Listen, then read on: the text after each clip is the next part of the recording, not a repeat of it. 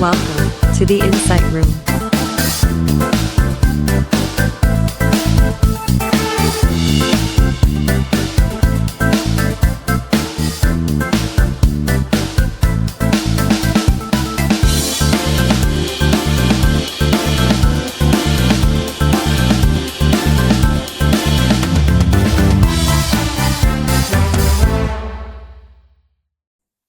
Hello and welcome back to the Insight Room, where we dive deep into the topics that matter to us the most. I'm still your favorite host, Helen, and I'm excited to have our amazing guest, Mr. Chima, on today's episode. Hello, Mr. Chima.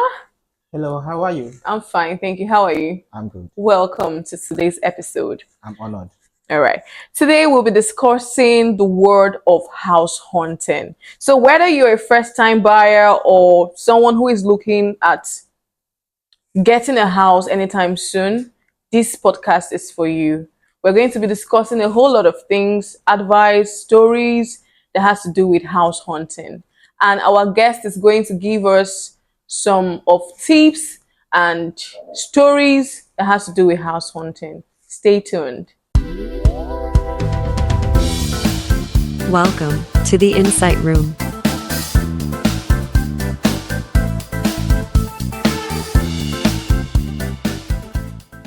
Okay, Mr. Chima, can you tell us about house hunting, your experiences thus far, what you have to tell the world about house hunting, what's the tips, the advice, what is actually involved?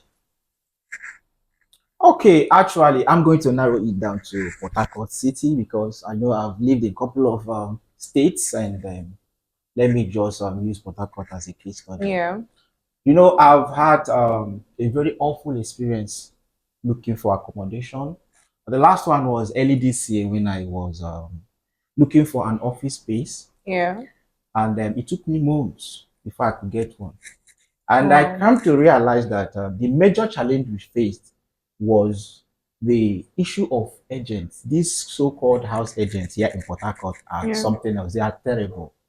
Let me use the word. Please permit me to use the word terrible. Why? I know there might be some good people among them, Yeah. but then Sure. majority of them have this same attitude of increasing house rate by themselves. Really? Yes, I observed that.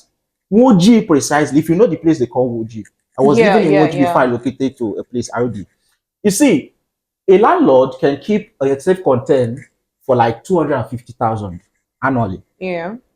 But these agents will go as far as telling people who come to look for a house 350. So who do they pay to when it's Fine. time? Now look at what happens. Yeah. It's not as if the money is going to their own account, but then they are looking at the commission. You know, they hire the house rent, they hire Yeah. their agency, whatever fee. Yeah. Do you understand? So they will tell the landlord, don't bother yourself, we will rent it. Really? And the most unfortunate part of it is when you are looking at this house rent is high, you move, someone else comes to pay. I had that experience at Trumola when I saw about that should be a 4-bedroom bungalow. Yeah. Right after some negotiations with the agents, we agreed on 2.5 million per annum, and I said, okay, forward the account details so that we can make payments. Yeah. Little did I know that these people keep on bringing other people Really? until another person. They just actually, let the best man win. Yeah? exactly. It's like a survival of the fittest or something. Yeah. So I think at last someone that offered to pay them 350, 3.5 million Wow. got the house. So it's a bad experience. It was a bad Yeah. experience, and Obviously. also it's a very big challenge for people who are looking for accommodation here in Rivers State. And again, another challenge is that they will gather a lot of contacts, a lot Yeah. of people looking for a house. You have the experience of you when they ask you to come, they are taking you to a place. By the time you get there, you see chance of people like a queue, Mm. and you'll be wondering, what are these people coming to do? They came The for same the same house. house. Okay. They came for the same house. So a lot of shitty things that goes down here. I don't know why it's like that. So I don't totally blame it on the landlord, but agents, like I said earlier, they are something else here. So how are we going to is there a way we can control all this going on? Because most times when we want to get an apartment, if we don't go through a house agent, it's quite difficult. Like, how do we get to know houses that are free without house agents? Because at this point, hearing this now, I'm not even sure of my actual house rent because it's amazing. Because what if the amount I paid is not really the actual house rent? And hearing that landlords know about this because I actually paid into the landlord's account, and hearing that landlords they know about this, that's to say, I'm not even sure of the men money to pay. Do you get? Like I said, it's not as if the agents collect the house rent. Yeah, But the thing is, they will increase the house rent for the landlord. for the landlord. Reason being that they want their commission to be high. Okay. Like I say, they hire the house rent, they hire their commission or their agency fee. So now, and it is very, very difficult to know where there are vacant houses Exactly, without them. Agent, I even explored the internet option, going online, looking for houses, even telling people. Yeah. I actually ranked it because I had a limited time to get what I And was one looking thing for. I discovered about house agents is that most times when they tell you that there is an available house, they don't like to give you the details Exactly. until it's time for inspection. Exactly my because point. they feel like if you know the details, you go before them to meet the actual owner of the house. It's not even just that. Yeah. Even after you telling them what you want, you go to an agent. This is what I want. Then this is how much, like my budget. Yes. I remember one that Woji at YKC telling me that the house is so sweet with tiles everywhere and all that. Took me to one estate. As we were entering, I was so excited because I passed the first gate, the second gate, and my dear, we entered. By the left, I noticed that it was just a gate house. And the window was afterthought. And they will still collect money for And I inspection. looked at that woman. I said, if you are not a woman, and they will collect what they call mobilization fee. Yeah. I would have collected back that mobilization. Why would it? So give me a definition of this place. This is not a goat house or something. So that is how they can hype a place like nothing is wrong. And I was like, if you are asked to stay here, would you stay? You pay. Exactly. There's this agent that actually took me around the streets of Port Harcourt.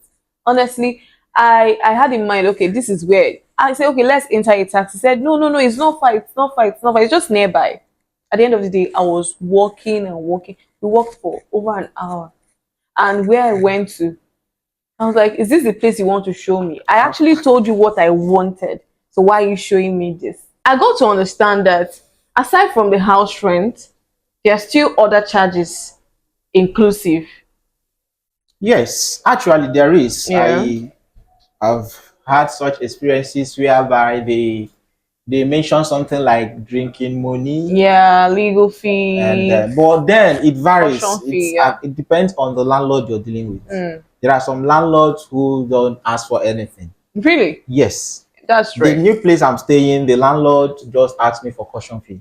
Then I said to the agents, of course. The agents, I did their normal 10%. Then the landlord asked for caution fee. Yeah. No legal fee. Most landlords, will go as far as asking you to pay caution fee, drinking money, and stuff like that. But my landlord, where I'm staying currently, only asked for caution fee. Wow, of course, I said to the agents. Yeah. So it's an individual thing. There are some people you meet, they will list so many things you do for them. Yeah. But then there are people who have traveled far and wide that's not interested in those they are drinking money and all that. They will tell you to just pay the caution fee, or they call it legal fee. Yeah. But then you were asking if the caution fee, if actually they refund it. Yeah. Like the same question I asked my current landlord. I said, this money I'm paying, am I going to be refunded when I'm leaving? She said, of course, if I did not damage anything in the house. Because before I moved in, she asked me to go around the house and notice anything that need to be fixed, which I did, and then fixed it. So what if the thing that was damaged is not like up to that amount you paid? It's something that's okay. It can just damage within the space of time without you interfering. There are some certain things that this will just happen. Look at someone like me. A house I live in, I treat it like my own personal house. Sure. There's this thing, the way you treat someone else's property, when you get your own tomorrow, also people will treat your house same. Not necessary. Yeah, but then what I'm trying to say is, we pray to be landlords tomorrow. Yeah, definitely. You understand? So where I stay, I treat it like my wife. Like when I moved in, my wife complained of something under the sink that is irritating her. That I need to change it. I didn't call the landlord again. I replaced it. And again, when I look at some wall sockets, they are inferior. I changed them and kept them by the side. When I'm leaving, I will remove my own and put it back for them, because I want that comfort. You get me? So what I'm trying to talk about is, if there are minor damages in the house, I take it upon myself. I'll fix it. Okay. So I don't need to wait for the landlord to come and do that for me. These are things I can do to maintain that house I'm living in. So I'll change them. So when I'm leaving, I told her plainly, when I'm leaving, I'm getting my caution fee back. She said, why not? They'll give me. So, but others, unfortunately, others, they will find something and tell you that you damage this, you destroy this, and they will not give you back. Okay, so what are the red flags to look out for doing house hunting, and what advice do you have to give to the public when house hunting? The thing is, looking for accommodation is not an easy thing. It's very stressful. It's very stressful. But then one needs to be careful. Like I did not paint all house agents black. Yeah. There are good ones. The person that got this house I'm staying now, that guy is very good and honest. I met him online. Yeah, okay. He never asked me for mobility fee, anything, until I was okay with the house and I paid. And after payment, he forwarded the account number I gave him. So what if you were not okay with the house? I will go. Because would you still pay him? No, not at all. Like he showed me. That's because he did not ask. No, he did not ask. So what if he did not ask? Then you don't like the place, you will still not pay him. Where he did not ask. But because I know it's their thing. So the thing I will advise people, it's why I'm looking for house. You need to be careful with these agents. The moment it involves chains of agents, then it's a red flag. Because my former place, I saw about up to 10 agents fighting for 90,000 naira. Wow. And that fight lasted for about 1 week. Every day they will come behind me. I'll be shouting. And this and that. Then I thought, I said, what's the problem? 90,000 naira. So when it has involved chains of agents, be careful. Okay. And again, be careful to look at environments. I don't want to say this on air, but then I have to, because I experienced it and it was a very ugly situation. Yeah. I didn't know my neighbor was a chain smoker. Oh. When I talk about smoking weed and a womanizer, by 12 a.m. something will start going on. And I thank God, as at that time, it's not funny. I was still a single man then, and then my sister wasn't with me as at that time. They every night disrupt my sleep. You know what I'm talking about? So that is so you need to be careful. Then you ask questions. Then another thing very much important. Let me mention this. This is Port Harcourt. Try to find out the house you are moving in, if they are on prepaid or postpaid. It's very, very important. Okay. Because currently, my former house, when I moved in, it wasn't it was postpaid they're using, right? So they had accumulated bill, like debt, of about 2 million. But before I left, it grew up to 6.something million. Prepaid or postpaid? Postpaid. So now you did not ask question, you enter into such building, you know you've automatically inherited debt. Yeah. So the same thing also applicable to prepaid. Prepaid some meters are owing. And you know what you do. The moment you subscribe, they take a certain percentage and give you a little percentage. You keep on servicing old debt, just like that. So you ask questions. People living within the neighborhood. Will people know? The people will know. Okay. Yes, every house have history. Ask people around, they will know the history of that house. Like in that my former compound, they know that house, because we do battle with NEPA people every now and then. Wow. So ask about the landlord if he's a troublemaker. Ask about the environment as well. Some persons say they don't like it when they rent an apartment where their landlord stays within them. So it's another problem to a red flag.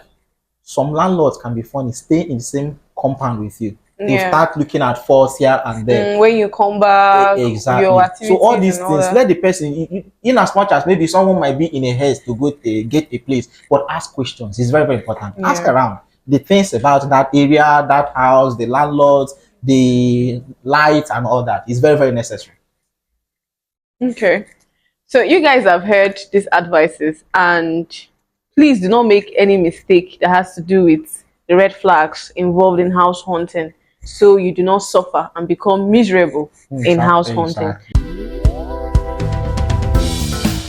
Welcome to the Insight Room.